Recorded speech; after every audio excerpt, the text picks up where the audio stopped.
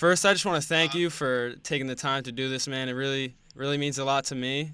I really looked at your story. I've been following you for about several years, and you really touched me a lot. And I think a lot of people will benefit from this, especially me, but a lot of people listening will. So I just really appreciate you taking the time and doing this, man. Got it, brother. I'm grateful for the opportunity. Anytime I can jump on here. Yeah, of course. So you're from New Jersey, if I'm not mistaken, right? Yes, Yeah. I'm originally from North Flemington, New Jersey. Oh, okay, I'm from Wayne, New Jersey. So we got that connection. Yeah, and then I moved to like Toms River, Bayville area Oh, okay. before I moved to Florida and California. Awesome, awesome. Um, would you want to just give everyone who will be listening a little background of your story, being from New Jersey, and then if for the people who don't know you, I'm sure a lot of people do, but Yeah. for the people who don't know you. Yeah, so I'm Nick Santonastasso. I was born in 1996. I'm about to be 22 years old, and I was born with hand-heart syndrome. Mm. And what hand-heart syndrome is a super rare genetic disorder that either leaves the babies with undeveloped limbs or undeveloped organs. And at the time of my birth, I was actually the 12th baby in medical history that they've ever seen this happen to. And, out of the 12 being born, 8 of them have passed away due to undeveloped organs. So the babies can't breathe on their own or can't eat on their own. And so they gave my parents a 30% chance. They said your son probably has a 30% chance to live, and I was born, and they did tests on my organs, and my organs came back 100% healthy. The only thing that was affected were my limbs. So yeah. So I don't know how far you want me to go into it. I can keep going if you want. Yeah, no, please keep going. Definitely. I know one thing I was listening to before. Yeah, the doctors, like you said, gave you a 30% chance to live. I thought that was, mind blowing for you to overcome that. But yeah, definitely keep. If you want to digress even more into that. For sure. So, from the moment I was born, the doctors basically handed over a list to my parents and said, these are all the things your son won't be able to do. Your son Yeah. won't be able to Yeah. feed himself, dress himself, be independent, basically be a big baby. And, I tell people that we have the same decision in our life as, my parents had in that moment is, are we going to either let, other people dictate what we can and cannot do in the world, or we're going to Yeah. see, we can accomplish Yeah. on ourselves, on our own. And, my parents were like, threw out the list and said, we're just going to see what my son is capable of doing. And so from the earliest of ages, my parents engraved in my head at a young age, the world's not going to stop for you. You're not special, and, you're going to have to figure out how to do each and everything your way, Nick's way. And so from the earliest of ages, they would sit me down and put like my food in front of me and say, Nick, you got to figure it out. You got to try to figure it out. And they would put my clothes in front of me and say, figure it out. And I wouldn't be the man I am today if my parents didn't raise me like that. Yeah. At that age, they got my mindset in the rhythm of, okay, it's not can't, but it's how. Yeah. And I feel like everybody has that, that voice in their head that's like, oh my God, I can't do this, or this is hard. But if people just like settle down and they don't get all freaked out and they say, how can I do this? You just gotta find a different approach. So my whole life, from being that young was all like trial and error, falling on my face, figuring out what does work for me. Yeah, no, I completely agree. It's all through that failure. I talk to, I have a lot of people with physical disabilities. I don't really call them physical disabilities because on the other spectrum, they have a mental advantage. They've been through all that. They've been through all the failure, and they're so much more stronger, has so much growth because of that.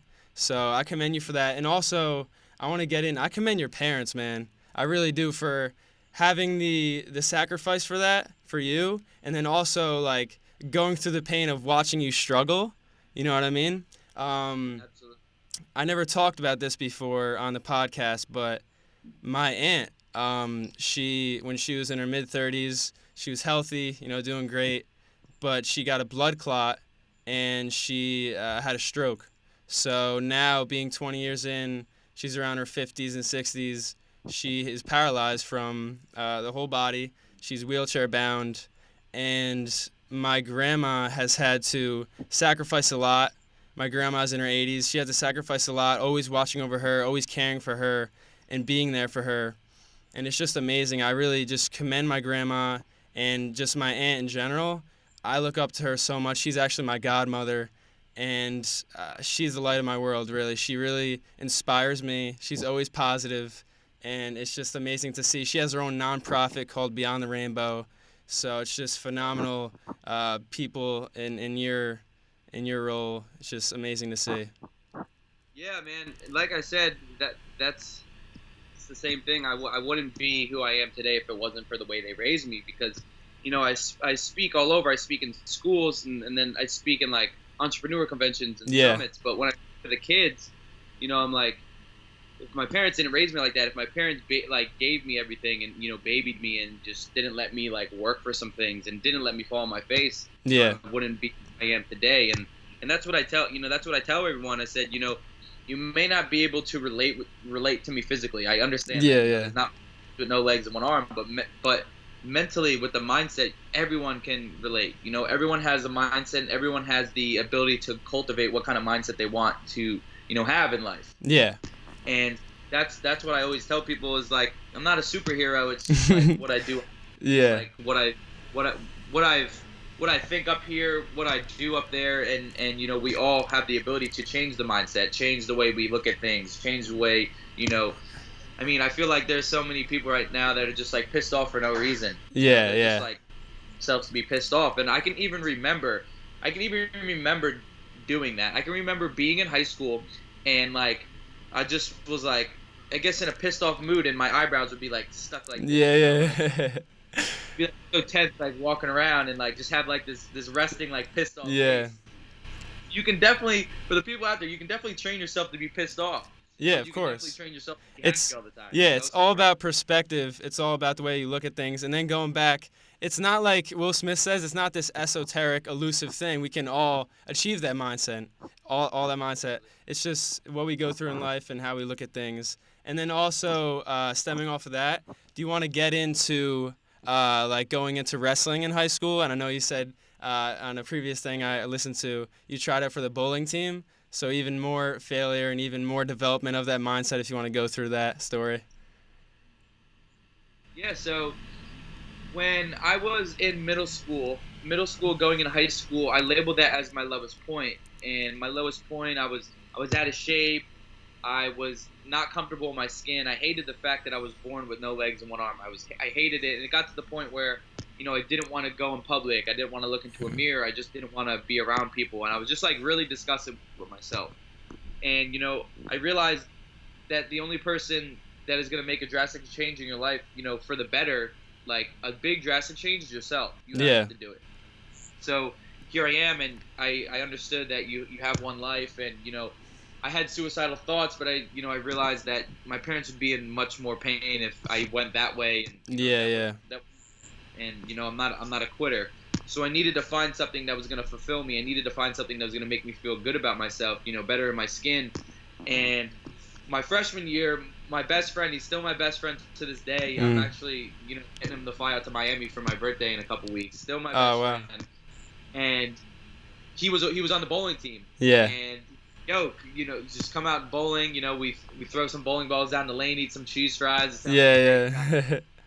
And so I tell people you have your JV and you have your varsity in high school. So your JVs, you're not your starting team, and your varsity is your starting team.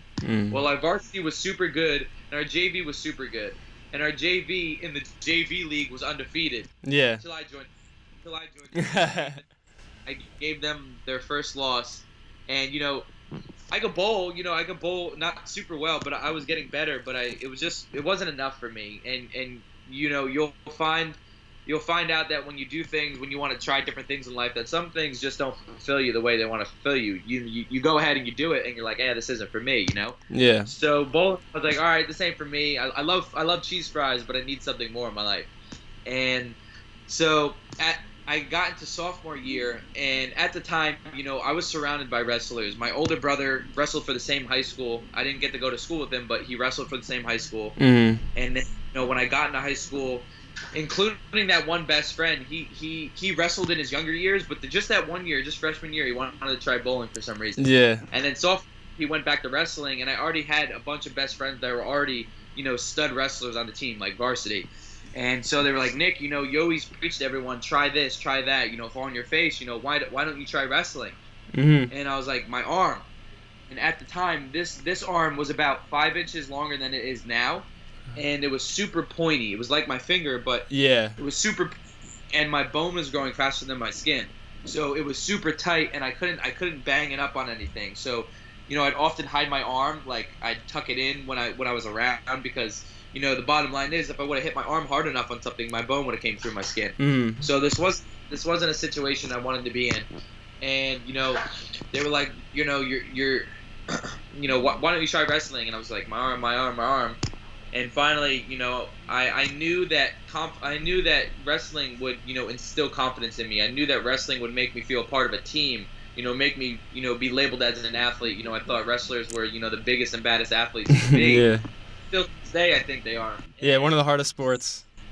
Absolutely. Yeah. So I came home one day, and my parents supported me in everything and anything I wanted to do in life. But this was a little bit different. I was like, hey, Mom and Dad, I want to be a wrestler. And my mom was like, oh, my God, wrestling, the same thing I said, wrestling, the most physical sport. If you hit your arm, God forbid, the bone comes out. Yeah. And I'm a 16-year-old kid, 17-year-old kid, and I'm like, can we cut it off? Wow. And they were just like, what? And I'm like, yeah, like let's do something about it. My whole mindset was always problem and solution, right? Yeah. So just, all right, like, what approach? What way can I do this? And so I was like, can we cut it off? Can we amputate it? Can I let the dog in real quick? Is that okay? Yeah, of course. All right. Yeah. Actually, no, I'm going to leave her out there because Okay. I won't be able to. So I was like, yeah, can we cut it off? Can we do something about it? And they were like, oh, like, is this something that you really want to do? And I knew that, like I said, wrestling would. Can you hear that? Yeah, but it's fine. It doesn't matter. I can probably cut it out. Yeah. Okay. So I was like, yeah, I know that wrestling would turn me into this person. I know that me being a part of a team, I would just feel better about myself. So my sophomore year, I finally persuaded my parents to schedule, an amputation, a surgery. And what they did was, my sophomore year, I went in and they lasered the bone off. So they did a skin graft. So they lasered the bone off and then pulled extra skin from, the fattier Gotcha. areas. Yeah. Pulled over to what I have now. So I have some padding, and it doesn't hurt me anymore. So not only did it help my quality of life, but now my junior year, and I remember going back to school. And I had a bunch of stitches in my arm, and I was probably the happiest kid to get his arm cut off. I swear. People, why did you cut your arm off? And I was like, I'm going to become a wrestler. I'm going to try out for the wrestling team, and it was the same cycle of people hating. Yeah, there's always going to be the people that are ridiculing you. Always. We'll get into that in a sec. Yeah. Yeah, so it was the same cycle of people like, oh, how are you going to be a wrestler? You have no legs and one arm. And, I turned around and I said, you're right. I'm not going to become a wrestler. I'm going to become a varsity wrestler. And that was always, my mindset. From, like I said, from the earliest of ages, people were trying to dictate, and put limitations on me. Mm-hmm. So I feel like I still do. I carry a little bit of a chip on my shoulder, Yeah. And so my junior year, I tried out for the team, and I remember it was all, I know most of the guys on the wrestling team, and wrestling practices are something else. Yeah, they're tough. And I told my friends, I said, beat me up as hard as you can, because I'm not going to know how to become the best wrestler I could possibly be if you baby me. And that's the same approach with my parents. Yeah. Beat me, I wouldn't be here. Yeah. So, my friends, accepted my wish and beat me up, man. My friends, I thank them for Toss that. you around, yeah. Yeah, I couldn't wrestle with some of them because I wrestled the lightest weight class. I remember I was between 80 and 85 pounds, and I'd have to, if I ever wanted to wrestle varsity, I would need to weigh in at 85 because that was the lightest that I could beat. Okay. 6. I was JV my junior year, and I got beat up, and my senior year I came out as the 106-pound varsity wrestler. And, I struggled. Everyone was cutting weight, and I was struggling gaining weight. So, during weigh-ins, I'd stuff in my face with, like, Gatorades and subs to make weight. And, I did make weight. And, I say wrestling saved my life because I'm in that moment of my life where I'm trying to find my why. I'm still pissed off at the world. Like, why am I born like this? Why do I have to go through these challenges? These kids don't know what I'm going through. Why me? And so my senior year, I wasn't the best wrestler. I'd be the first one to admit that. I was like 2-17, but that was two more wins I got the previous year. Exactly. And I was winning, so I didn't realize why I'd have gymnasiums full to watch me wrestle. I didn't realize why I'd get standing ovations when I lost, because I'm a very competitive person, and I know you're not supposed to applaud losing. So that kind of pissed me off until one day I came off the mat and I had a teacher or an adult come up to me and they were crying, and I'm like, oh my God, what did I do wrong? And they were like, Nick, I wanna thank you for just doing what you're doing. They said, my son or daughter never wanted to do an extracurricular activity. My son or daughter never wanted to do a sport until they saw you out there doing these things, and you changed their perspective, or you instilled something in them, and they want to try all these sports, and they were thanking me. And that was like my quantum moment. I'm like, oh my God, I was simply just trying to live my life to the fullest and do something that fulfills me, and I was impacting people passively.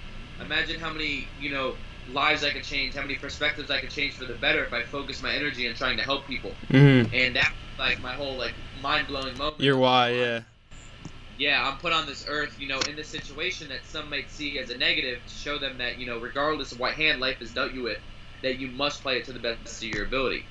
So that was like my why moment, and kind of one of the early moments of reassurance for me that this is why I'm here, and I'm here for a purpose. And that really helped me, at a young age. Yeah. Yeah. I can keep going. No, that was phenomenal, man. Thank you so much. But a lot of things I took away from that. I'm sure a lot of people will get different things from that story. But one, found your why, found your fulfillment. I always say this slogan of Dream Big is improve yourself, impact lives. So once you build up your inner fortitude, you can impact many lives. And I think life is all about finding your gift and then giving it away, so helping other people. And then the other thing I really want to touch on with you is there's always going to be distraction when you're trying to go for something higher or do something that people think is impossible. So how much did you learn from those people, hating on you, or those people telling you shouldn't do stuff? Because they shouldn't be motivation. It should be an internal thing. You do it because you love it. But still, that lesson you learned from that. Yeah, I mean, there's a lot of, my perspective and my mindset's a little bit different than most. So there's a lot of good in the hate. There's a lot of good. There's a lot of good in the hate, and one of the things that I come to realization is, through social media, through looking at all these people, no matter who you are, you're gonna get hated on. Like no matter what you do in this world, like the top of the top, like people are gonna hate on, you name it, like Obama, Conor McGregor, like everyone's got haters. So, my thing is, and it's kind of carrying off what Grant Cardone says, is it's all jet fuel. I use all of the negative, I use all of the people hating and doubting me and saying my goals are too big as just motivation, drive for me. Mm-hmm. But now that now that I'm marinating on it and I'm thinking about it, I had to cut off some of the closest people in my life.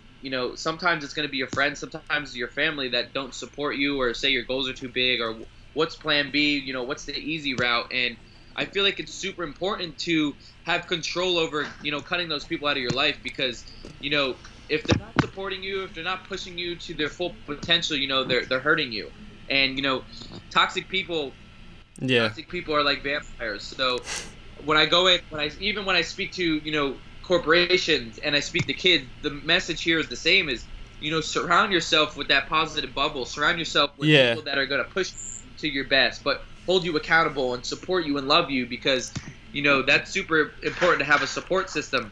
And sometimes people don't have that support system with their family, with their parents, and I understand that. Well, you can find it through friends, you can find it through online, you could just find support groups. But then again, I always people that, who cares if people don't believe in you? The only person that needs to believe in you is you. Exactly. And to be honest, it doesn't matter if, the majority of the world doesn't believe in my vision and doesn't support it. I do.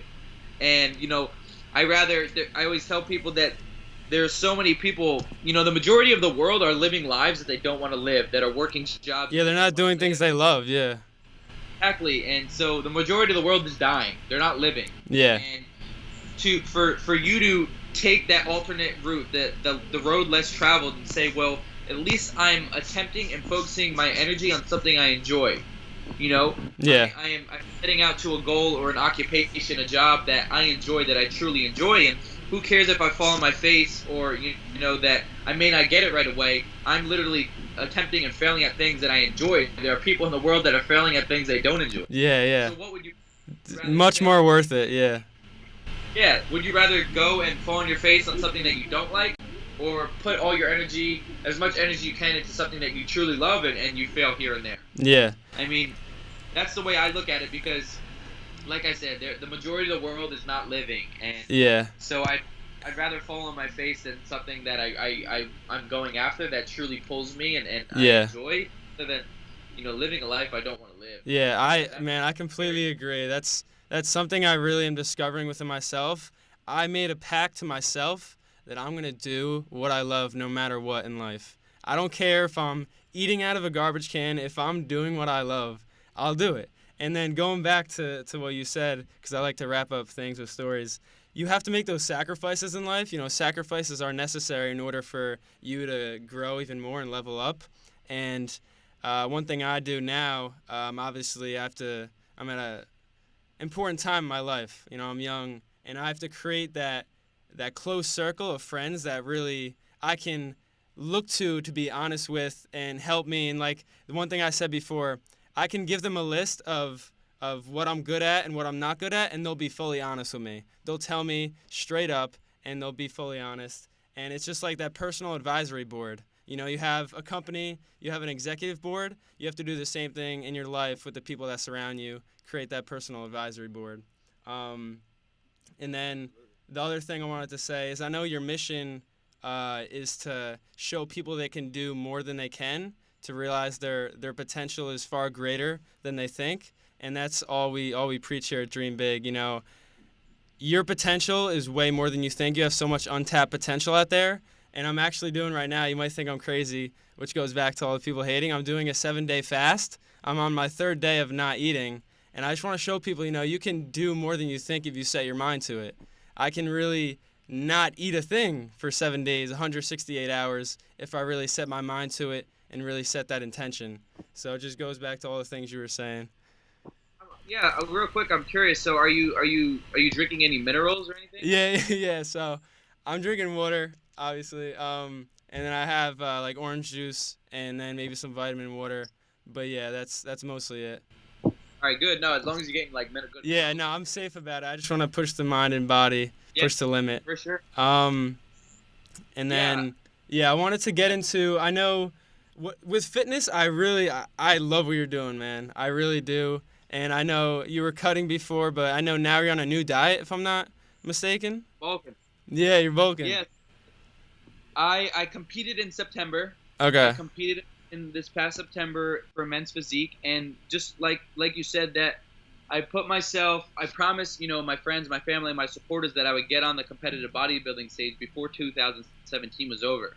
And what that was doing was, not only making myself accountable in all these areas, but I didn't know anything about the posing. I didn't know anything about the stage routines, and that basically forces myself to learn what I need to learn and level up as a human being. Yeah. So I always tell people there's going to be some things in your life that you don't feel you're quite ready for, but you just do it because it forces you to learn what you need to learn and implement it. And that's what I always tell people, that the beautiful thing about life is we're the architects of our life, and each and every day we wake up and have the ability to learn whatever we want to learn and implement it into our life, especially nowadays with technology. Yeah. So yeah, I competed in September, and 2 weeks before that, that's where I met The Rock in Vegas, and we had that crazy moment. Yeah. And so real quick, I'll touch on that because people are like, dude, you can't just like not talk about it. Yeah, you can't pass over that.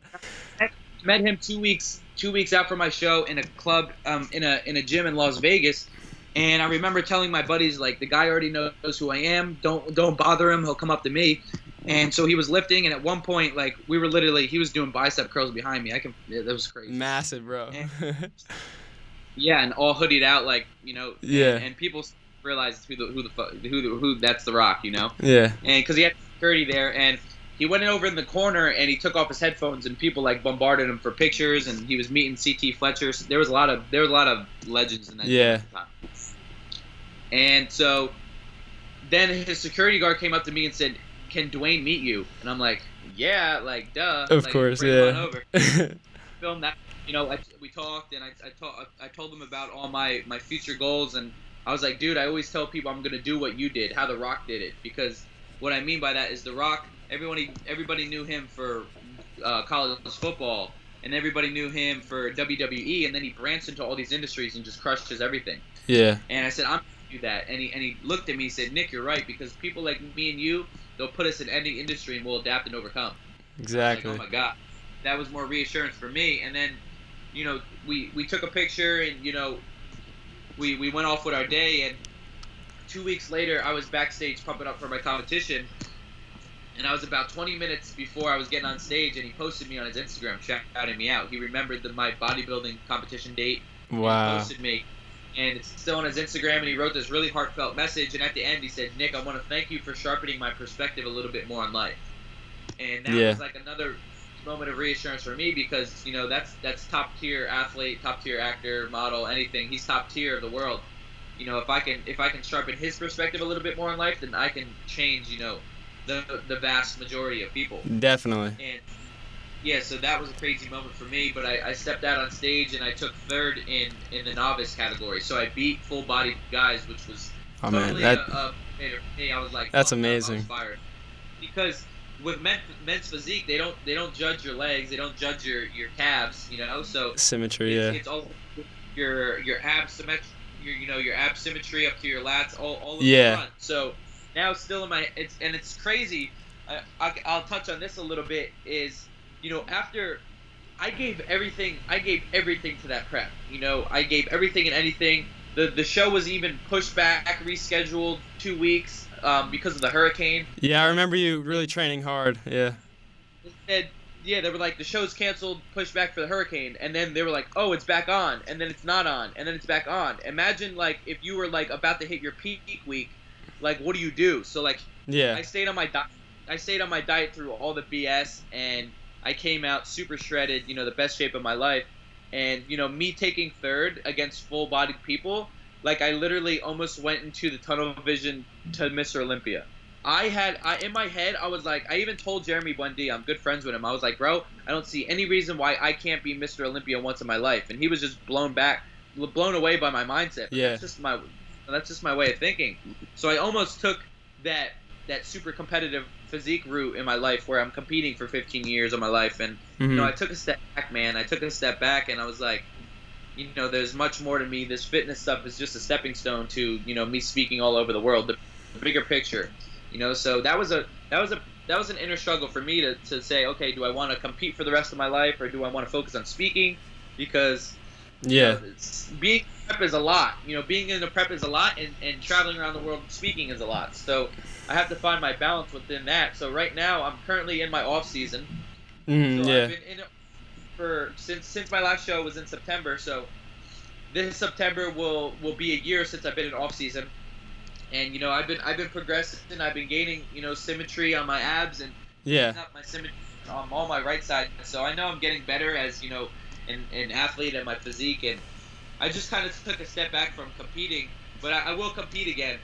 But it's also another driver for me that if I get my abs super symmetrical and super shredded and everything looks good, it's only going to increase my modeling career anyway. Yeah, there you go, yeah.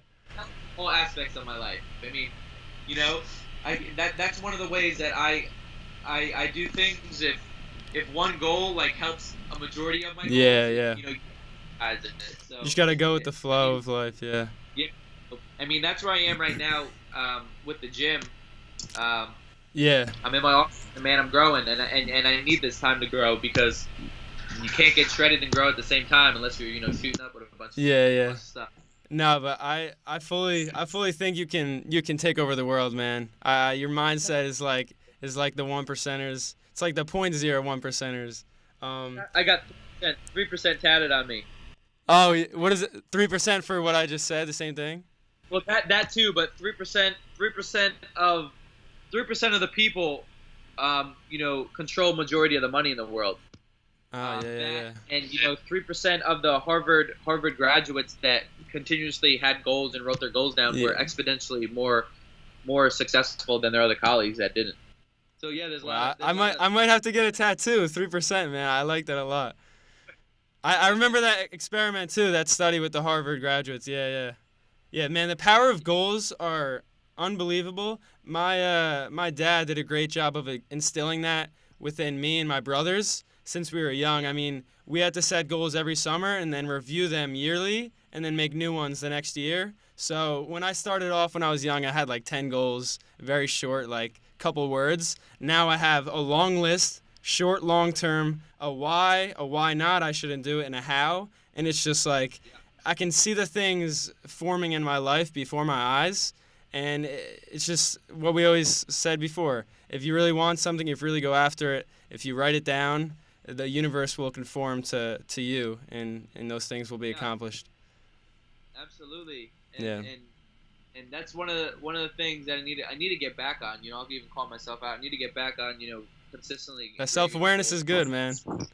Yeah, but the one thing for the people listening and for you, and I always tell people is my guys in my company and our customer, our core values and everything. Gratitude is one of the main ones, and starting your day off with gratitude, starting your day off whether you're thinking about 3 things or 5 things you're grateful for, or writing them down. Because when you start your day off with gratitude, it's emotionally impossible for you to feel grateful and upset, grateful and sad, grateful and mad at the same time. The emotion of gratitude outweighs all the negatives. So when people say, how are you happy? How are you always happy? Gratitude's everything. Yeah. Gratitude's everything. Perspective is everything. Because even right now there are over millions of people that would switch places with a man with no legs and 1 arm because I just have it better than them. Yeah. So when you start to think about the world like that, the things that we complain about on a day-to-day basis aren't really problems. Yeah, they're not at all. Yeah, yeah, definitely, man. And that gratefulness is the key to happiness in the long run, and always be grateful. Yeah. And then I think we hit on everything. I really think we did. And then what I do to end every podcast, you kind of hit on it a little bit when you were talking about the story with The Rock and your interaction with him, but I always ask, what are your dreams in your life going forward? And then how will you accomplish them? And, dream big podcast, dream big. So what are your dreams? What are your big, unrealistic, like go to the moon? And then how will you get there? So, one of my biggest goals starting out with speaking especially is to speak in places where they're translating my message, because I just think that's like so cool. Somewhere where these people don't speak the language, that is one of them, and that will be checked off the list in June. I'm actually speaking in Cabo for the first time, so they'll be translating it in Spanish. Wow. One of them is I want to speak in front of 18,000-20,000 people, and that's so doable with in the industries of multimedia marketing with how many people they bring in. So we're starting to focus on getting on stages with 18,000-20,000 people, because that's a rush that I don't know yet. A feeling of being backstage and there's 20,000 people just waiting for you to crush it. So to be honest, speaking at huge venues, because I just want to get in front of as many people as I can, but impact more lives.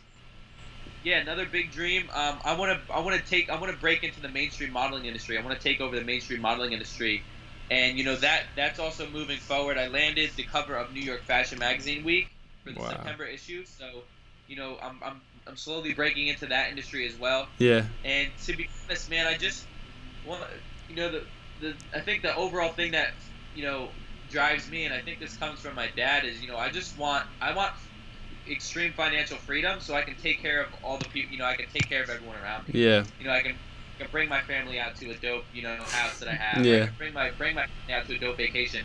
Give people experiences that they don't usually get, and that's what I like to do. When I'm able to facilitate something for someone that they don't usually get to do in their life, that's like an amazing feeling for me.